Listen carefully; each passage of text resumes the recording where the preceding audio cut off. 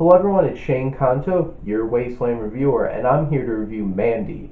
And whew, boy was this a movie. And this film is directed by, I want to get this right, Panos Cosmatos, and written by Panos Cosmatos. The cinematography is done by Christian Loeb, and the score is done by the late great Johan Johansson. And this is starring Nick Cage, Adrian Riseborough, and Linus Roach. And boy, did this movie blow me out of the water. When I heard that this was like pushing high 90s on Rotten Tomatoes, and I saw a trailer for this and saw how ridiculously bonkers this movie was, I was super excited to see it. And it was exactly how crazy and amazing that I hoped it to be. This film by Cosmatos, he creates such a vision in this film. This is so thoroughly a unique vision, a very specific film, and you never once feel like anything's out of place in this world. That consistency and world building for a film is super important, and Cosmatos is able to do that so perfectly in this film. He creates an atmosphere that is eerie, nightmarish, serene at points, beautiful and disgustingly ugly at points, and manage to balance all of that. And finding balance in a film is one of the key parts of being a director. And he balances so many different things, so many tones, this emotional feeling between his husband and wife, this cult that Linus Roach leads, and the relationship between Nick Cage and Andrew Riseborough.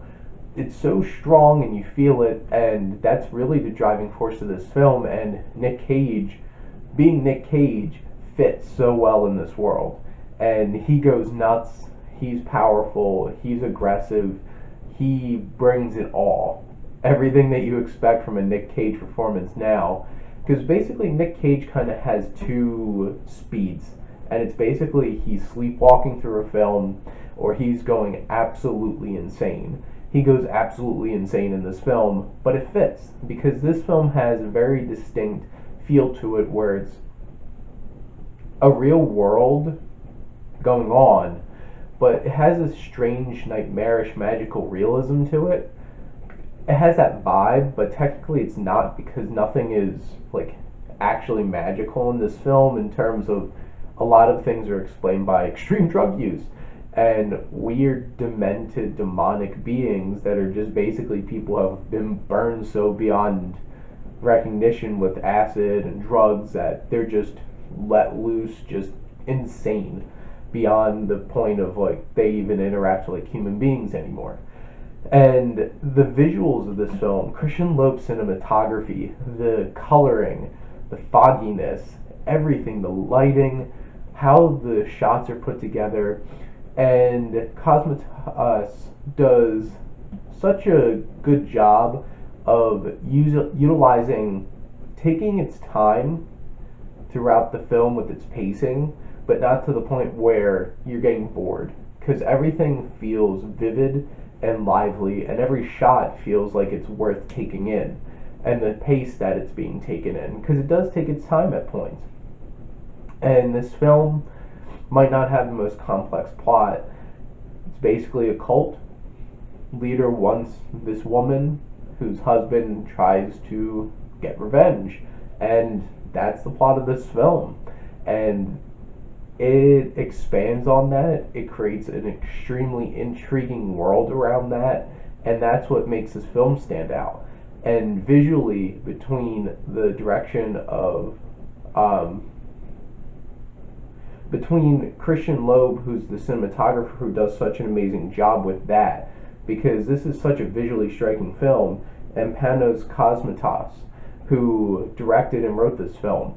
Everything works so well together, creating a visual experience and a feeling, because you do feel like this is a fully created and realized world. And from the writing, you can feel the power of the relationship between our two main characters, and the strange, off-putting and intriguing, though, motivations of this cult leader who's the driving antagonist of this film. Some of the dialogue can construed as a little pretentious and on the nose and stuff like that.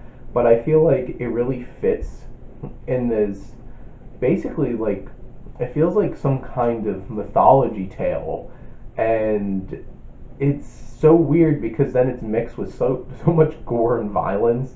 Oh my god, this goes insane. And it works though. Everything goes so up to 11 in this film that it feels like it all works. I equate it a lot to, say, Mad Max Fury Road, because the thing is, that film pushed everything up to 11 and created such a world, a perfectly constructed world, that it's like you just take everything that goes on in it, it's like, this makes sense in this world. Mandy does the same thing. And the characters, our main characters, are interesting. They're interesting enough where you feel intrigued by their presence on screen and their relationships and what's driving them.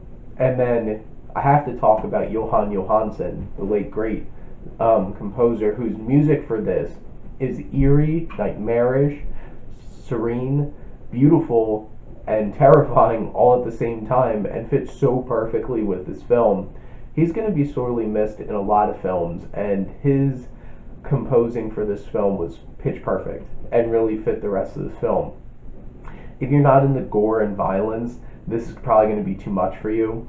If you're not really in for art house, just a film taking its time to create a beautiful piece of art, this probably will be a bit of a drag for you at points. But the thing is, if you're all in on something ambitious and insane and crazy and fully realized and amazingly immersive, go check out Mandy. I wound up buying it on Blu-ray so that I could check it out because I had a feeling I'd probably really like it, so now I get to keep it. But check it out on streaming sites. I don't know if it's anywhere in the country still out in theaters. There's probably a chance in LA or New York, but go check this film out. It's ridiculous. It's worth the 2 hours that you're investing in this insane experience. Let me know what you think, and thank you as always for supporting your Wasteland reviewer.